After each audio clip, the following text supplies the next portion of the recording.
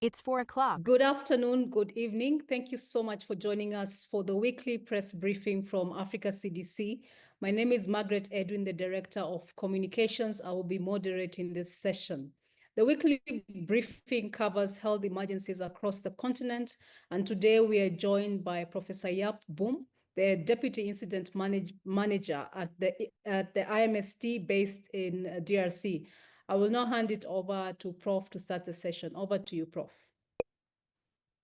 Thank you, Margaret. Good morning, good afternoon, good evening, colleagues and journalists. I will be presenting on behalf of our DG, Excellency Dr. Jean Kaseya, who is currently in Washington, D.C., attending the IMF World Bank spring meetings. So we'll first share our condolences with the Vatican community and the Catholic community for the passed away of the Pope Francois. He has been a great advocate for peace, and even Sunday he was praying for the peace in Africa, especially in DRC, where we are responding to Mpox. And I will thank you, the journalist, for being there every Thursday at the same time to take the right information to serve as catalyst, and also to all our teams of the IMST, the member states team who are responding to Mpox, but to all those other outbreaks that will be presenting during this press conference. Over to you, Margaret.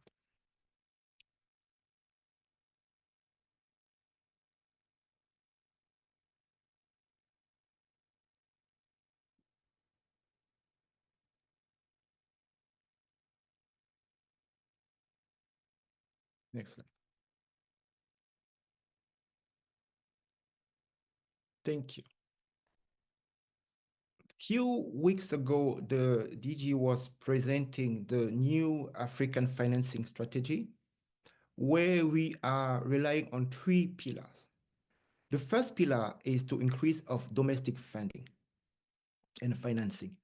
The second one is the alternative funding, which will come for diaspora bonds as an example, but also tax from the air ticket.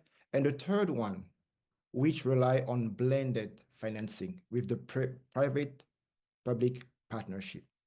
So this week, we were really happy of having the chair of the African Union, His Excellency President João Lourenço of Angola, who pledged $5 million to Africa CDC.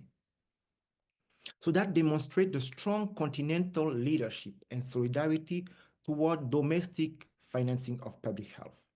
So Angola is really championing the Africa-led financing strategy, and especially the pillar on the domestic financing. 20 years ago, African countries have committed to spend 50% of their GDP into health. This was the Abuja Declaration. And since then, 3 countries out of the 44 member states in the continent are actually doing that. So this is an opportunity for our country to follow the example of Angola to increase the expenditure on health, especially considering the new era that we are in. Next slide. So talking about this new era, as I mentioned, the DG and the leadership team is taking part of the World Bank and IMF spring meetings, where they are discussing with the Ministry of Finance of Global to see how we should navigate considering the cuts that are happening, the new opportunities, and to see how the Africa Health Financing is going to find its space in this new era. Next slide. So we believe that next week, when the DJ will be back, we'll have more outcome on how Africa CDC, the continent, will benefit from this challenging environment.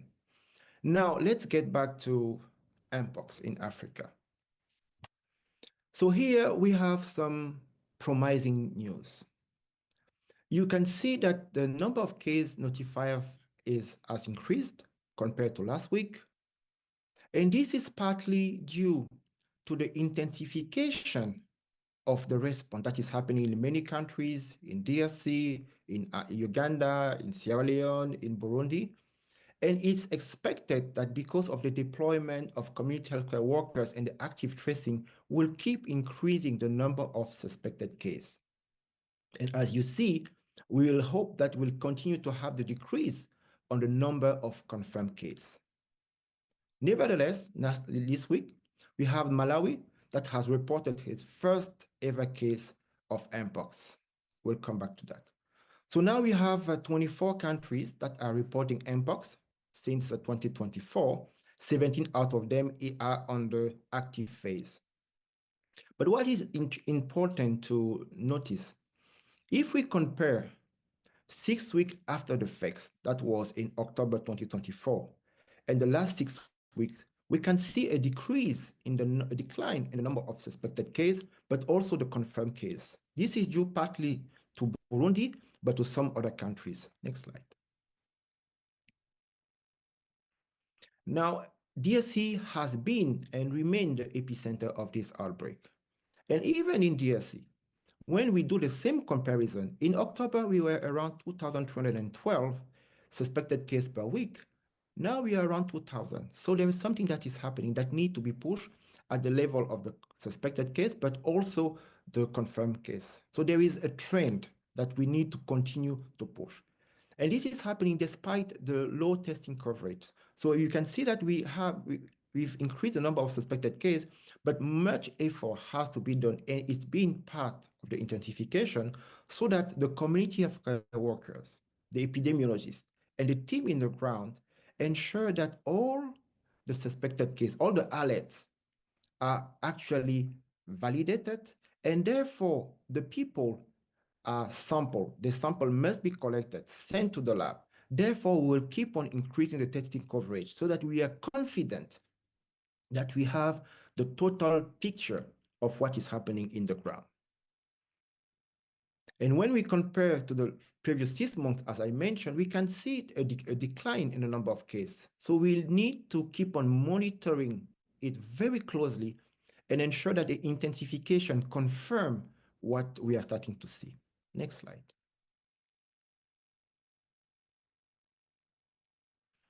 Now, this is just one example of the intensification.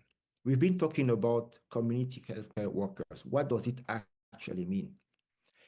In Kinshasa, for example, we deployed 226 community healthcare workers in the hotspot zone of Kinshasa. Hotspot mean those are the area that will have the highest number of cases. They will represent around 80% of the case for the entire Kinshasa. We'll continue the same thing in the other provinces with WHO, with UNICEF, with SANRU, with other partners, all behind the Ministry of Health, who has validated that intensification strategy.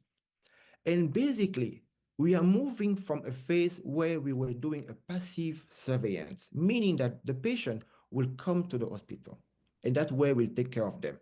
But when they come to the hospital, it's already late. It means that they've been transmitting the disease within the community. Now, having the community of healthcare worker deploy, moving household per household, doing that active tracing. One, we can capture the case early enough, we can stop the transmission, and as you can see, the number of contact is increasing. From 1.7 that we reported a while ago, we have an average of 7 contacts per case. This is an average.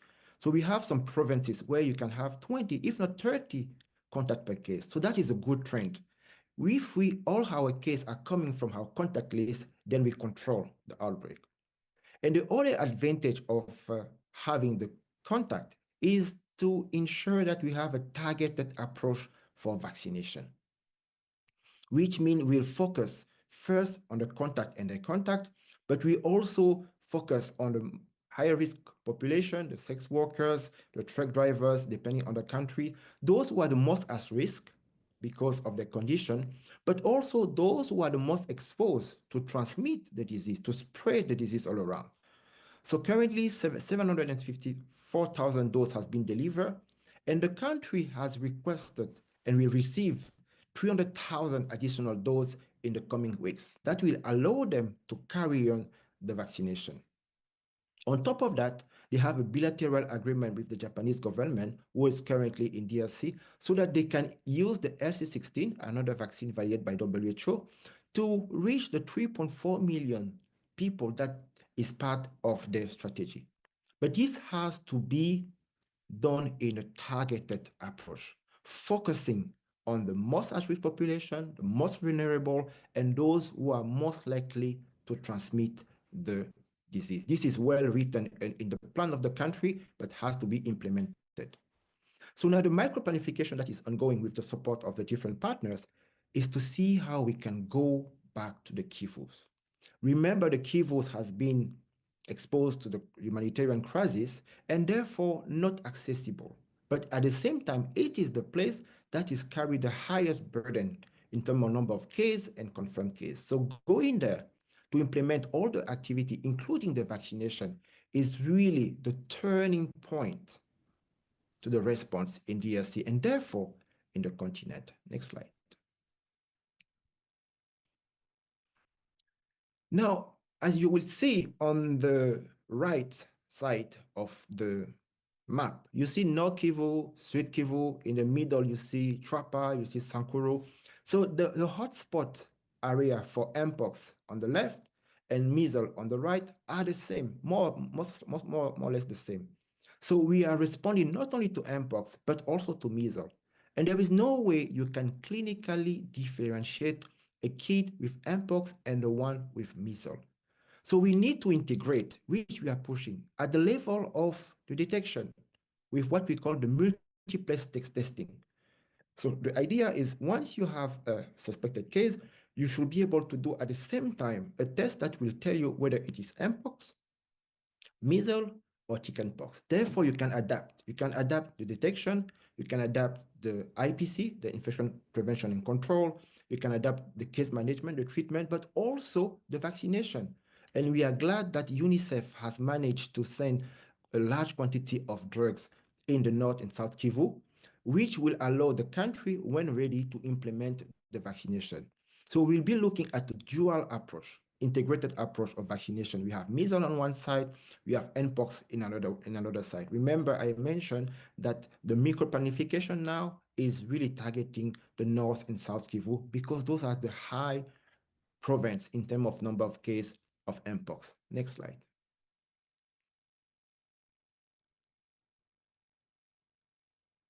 On the 16th of April, Malawi has reported the first ever case of Mpox. This morning, we were having at the IMST a discussion with the team in Malawi to understand the way they are responding, the way they are organizing so that we can provide appropriate support to the team. So far, they have 4 confirmed cases. 3 of them are adult. 1 is a child of 2 years, and none of them has a recent travel history, which means that there has been a circulation of Mpox within the country.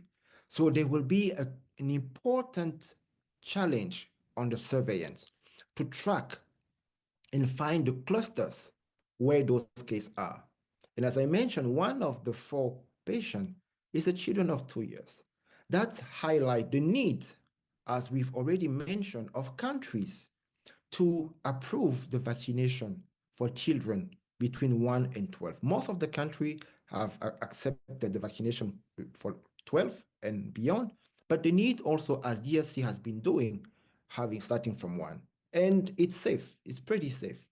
The monitoring of adverse event is happening in all those countries, but what we've seen is that there is a very low proportion of adverse event. So it's an important opportunity to make that advocacy for all the countries to consider the approval for vaccination in children that are at risk. Now you have 1 out of 4, 25%. It's unimportant. Next slide, please.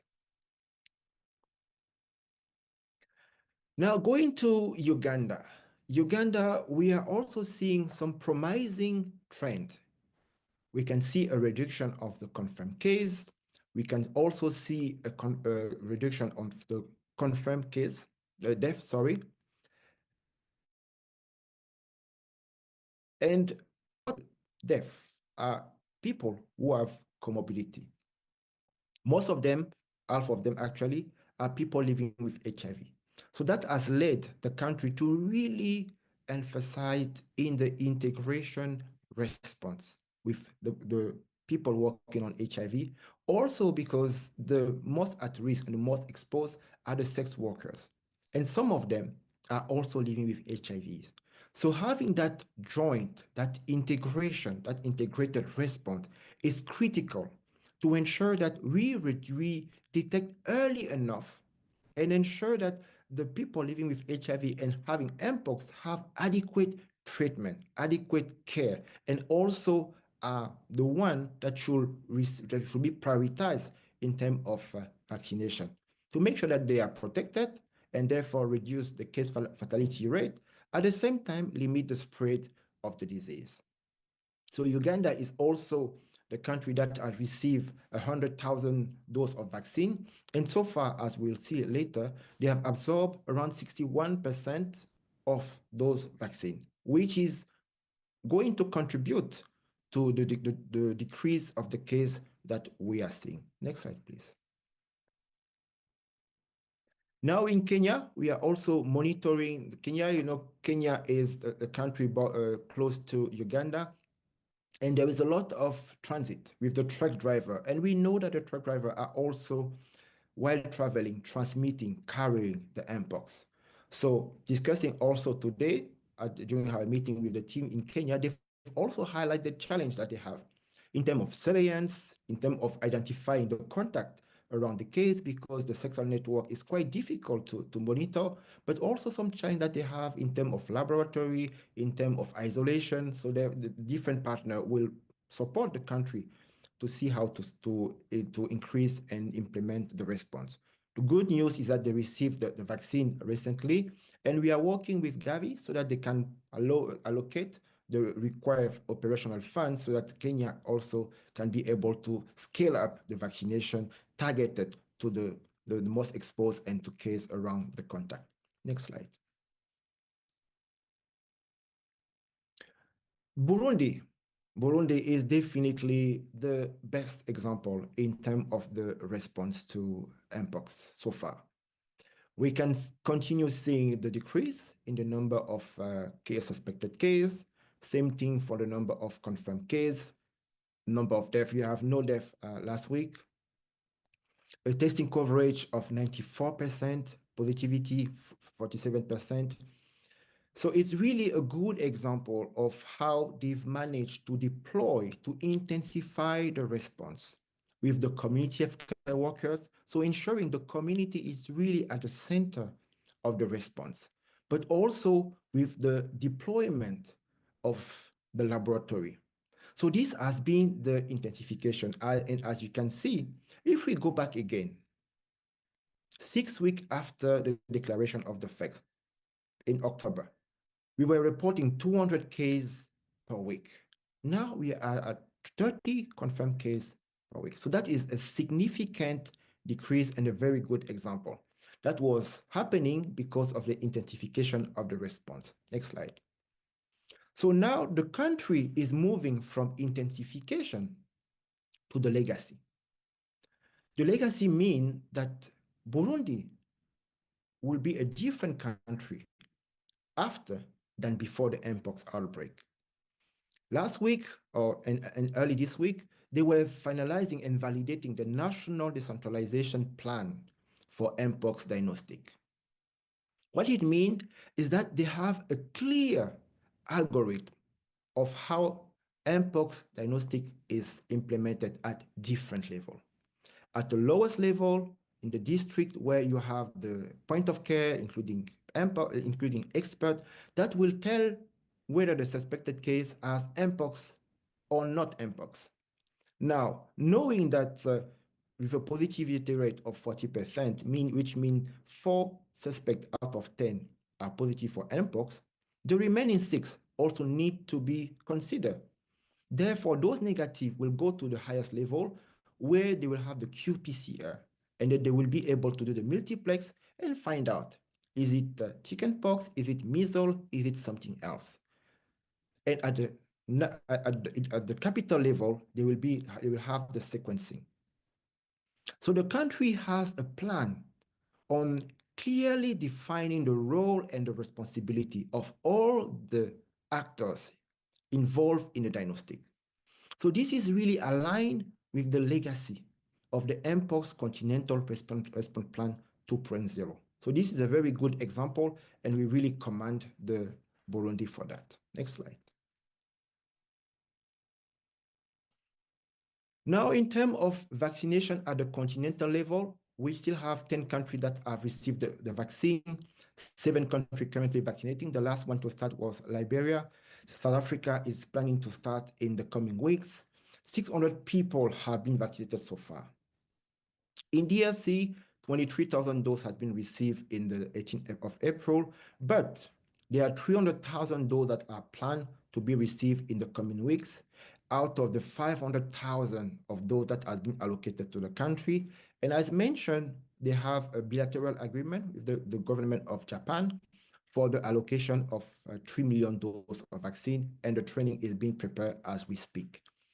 But with all those doses, still, the approach will have to be targeted and ensure that we focus on the most at-risk population, the most exposed, and those who have the most likelihood to transmit the disease. We talk about the sex workers, in some place the truck drivers, and all the population that has already been identified, and that as part of your country strategy. So now the must is the implementation of the strategy according to the targeted. In Uganda, as mentioned, they've resumed the vaccination, and really they've been doing well on vaccinating 61,000 people in the most affected city of Uganda, and they will start the next round on the 28th of April. They've requested 200,000 doses of vaccine that will be available for the country in the next coming weeks. Next slide.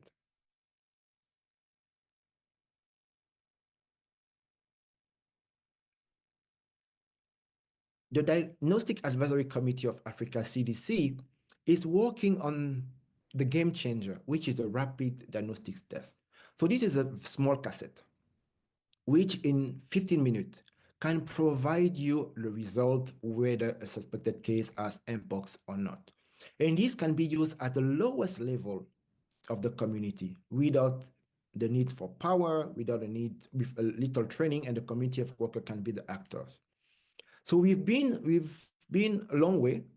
The first result last year was giving a sensitivity of 23%, which means if you have 10 people having Mpox, the rapid test will detect the Mpox on 2 out of the 10 person. That was last year.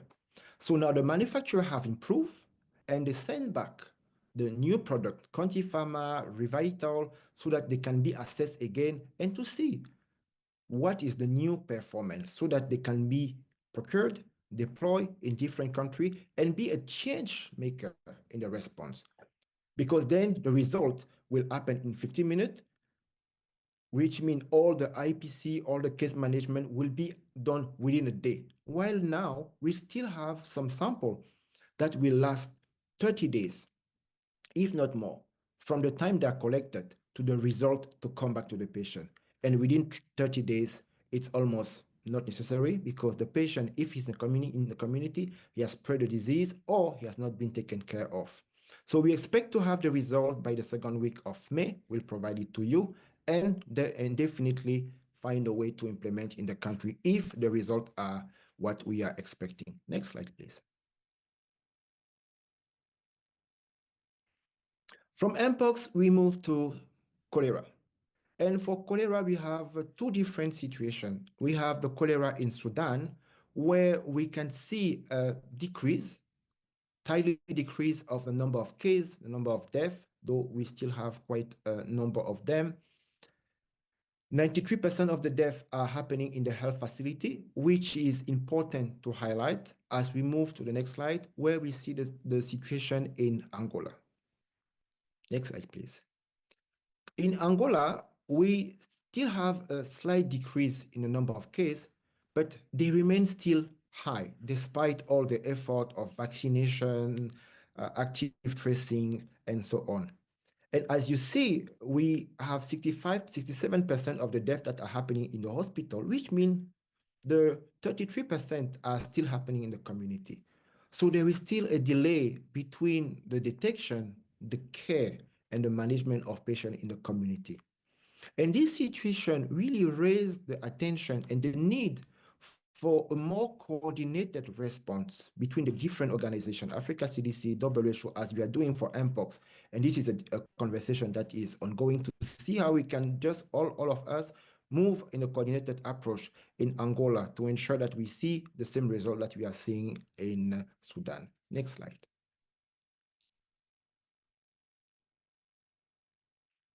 In Uganda, we still see the increased number of cases. There are 4 cases as compared to 1 last week of anthrax, with a cumulative confirmed case of 20. This is important to highlight the One Health approach, mentioning that we are responding to some of those outbreaks, which are zoonosis. Next slide.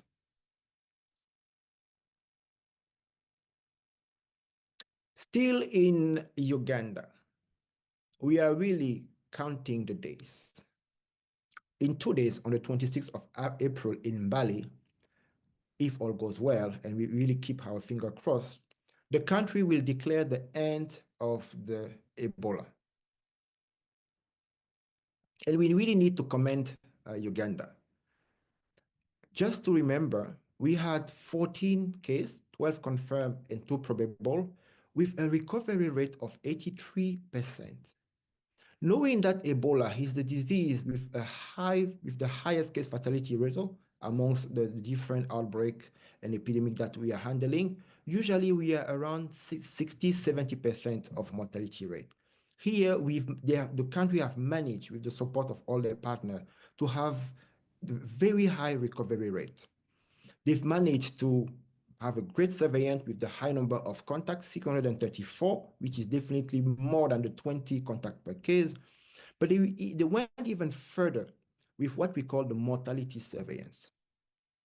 So once they have ensured that they had all the contact of the case that have been confirmed, they went backwards, like 3 to 4 months before the declaration, to find in the sample, to find in the register, if they have no patient that has been missed, and they find no case identified. So that is a really great example of using surveillance and using research and evidence-based.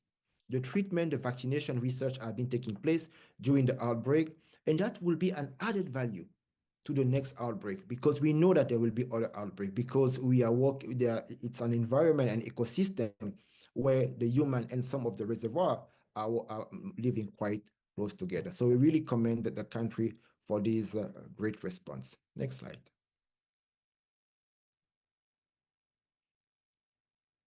And on top of that, they were also responding, and they're still responding to the Mpox. So the integration approach for a response is also important to comment.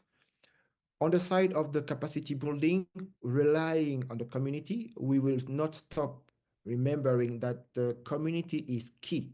That's why we deploy all those community healthcare workers to respond to Mpox, to Ebola, but also to cholera in different countries.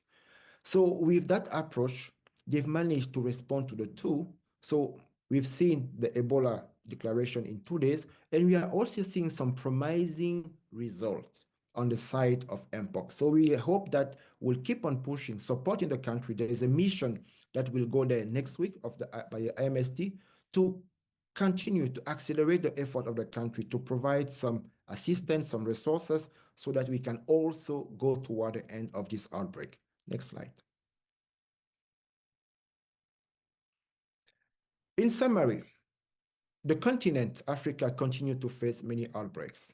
We've seen Mpox, cholera, Ebola is toward the end, anthrax, and many more.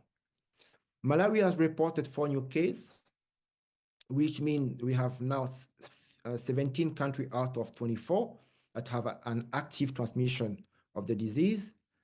And this means that despite the trend that we are seeing a decline in suspected case, in confirmed case when we compare to 6 months before. But we need to accelerate. We definitely need to carry on the intensification. And that means resources in terms of funding, in terms of vaccine, because Those countries, Uganda has requested 200,000 doses of vaccine. DRC has requested 500 doses. And we have those new countries. We have Malawi, we have Sierra Leone, we have all those countries that we need support in terms of implementing all the different activities so that we can stop. We can learn from the good experience from Burundi, from other countries, so that we move towards the end of the declaration. So on the 17th of May, the ECG, which is the committee advising the Africa CDC DG on maintaining or lifting the effects, will sit. And they will look at the evidence. Where do we stand? And our goal is to really push, intensify, so that when we reach there, we are in the best place, in the better place in the response to the outbreaks. So I thank you all, and over to you, Director Margaret. Thank you very much, Prof. Let's take the first two questions. We have a question from James Kunda from Anadolu News Agency. The question is, with Angola leading the way, what would be your message to other African nations to lead voluntary funding support to Africa CDC? That's the first question. The second question comes from Pedro Alonso, reporter for Spanish News Agency. So the question is about the end of Ebola outbreak in Uganda. Is it confirmed, the date that you spoke about? That's the second question. I'll hand over to you for your responses. Thank you, Margaret. So definitely Angola is showing the way. We really appreciate the leadership of the president, which is the chair of the African Union, which is aligned with the new Africa health financing, where we really want to push the agenda of domestic funding. And it's not there's nothing new. The Declaration of Abuja is 20 years ago, where country has committed to spend 50% of their expense on health. So what with the cuts of the US government and other funders, actually, we are pushed to the corners. But this is an opportunity for countries to rethink how they should take care of their communities. And we are glad that Angola is showing the way. And as the chair, he will push his brothers, president and head of state, to support Africa CDC. We already have the African Epidemic Fund, and those actions will support Africa CDC to have access to more resources. We have seen Angola, we have the cholera. We've seen Sudan cholera. We've seen the Mpox. And with all the cuts, countries will have to take over their health. And we've not talked about HIV, who was relying on PEPFAR and others. So the domestic funding will allow countries to be autonomous and independent and to take care of the community, which is something that is upon the government. So to Pedro, so as far as we know, and we really keep our finger crossed, because there has been, I think, one country, Guinea, a few years ago, where they had a case that was declared 2 or 3 days just before the celebration. But so far, it's the 26th of April, which will happen in Bale, in the eastern part of Uganda. Over to you. Thank you, Prof. Let's cross over to the floor. We have Kemo Cham from Mano Reporters. Kemo, you have the floor. Hello. How are you? Can you hear Good. me? We can hear you. Go ahead. Good. Thank you. Thank you. So just yesterday, the health authorities here in Sierra Leone spoke to the press, and it's still not good. I mean, the future is not good. Mpox cases are flaring up, but then the only arsenal we have, as one of them put it, is the vaccine. Sadly, the vaccine is not enough, and this has been said several times. So I was just wondering, what could a country require for?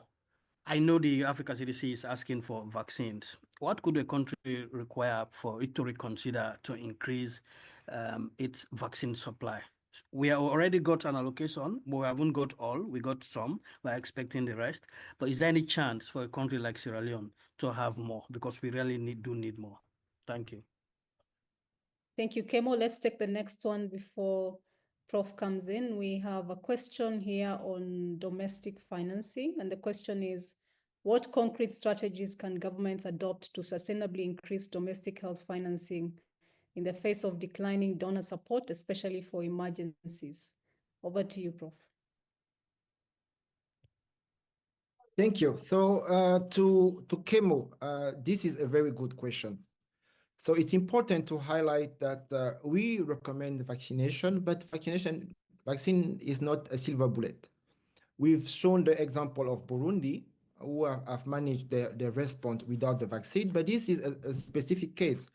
They've relied more on the active surveillance, the lab decentralization, and the good IPC, which means isolation of cases as soon as we find them. And Sierra Leone is implementing a good response. They launched the operation Find Them All by the deployment of community health workers trying to actively track the patient in the community. At some point it was stopped, but we've heard that they have resumed.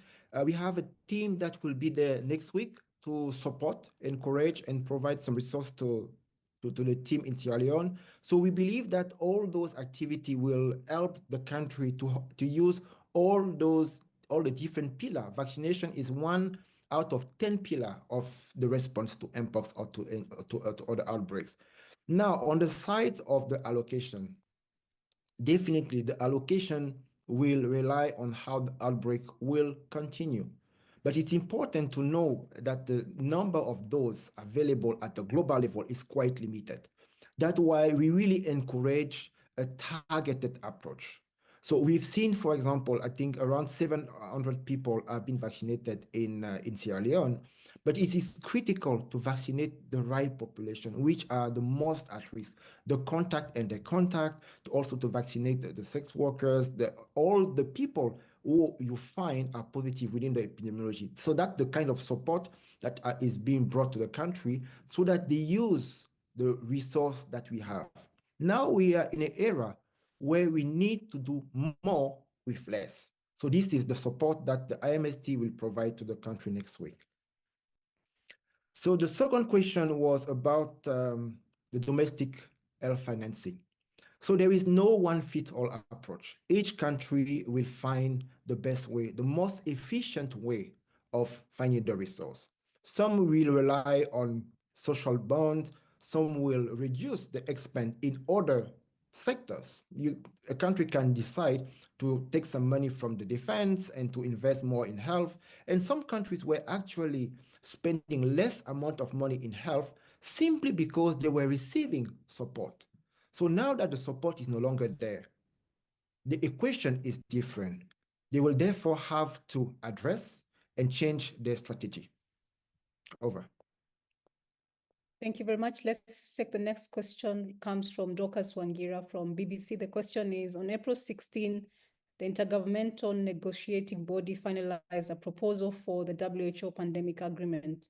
The draft, described as a generational accord to make the world safer, is now ready to be adopted next month by the World Health Assembly. Are there any takeaways or points of action for Africa CDC from this? That's the first question. Let's take the next one. The next one comes from Nicholas Barrio, a reporter from the Wall Street Journal. The question is, what has been the impact of USAID cuts to response efforts to halt Uganda's Ebola outbreak? Over to you, Prof. Okay, thank you. Thank you so much for the question. To Dorcas. So the pandemic agreement is being ready, but some conversations are still going on in Washington, D.C., as I mentioned, where the DJ is with the leadership of Africa CDC to see actually how the implementation and what will be the role of Africa CDC on that. So I'm confident that next week, while he will be back, he will give all of us some outcome of that visit. So now the impact of USG government in the Ebola.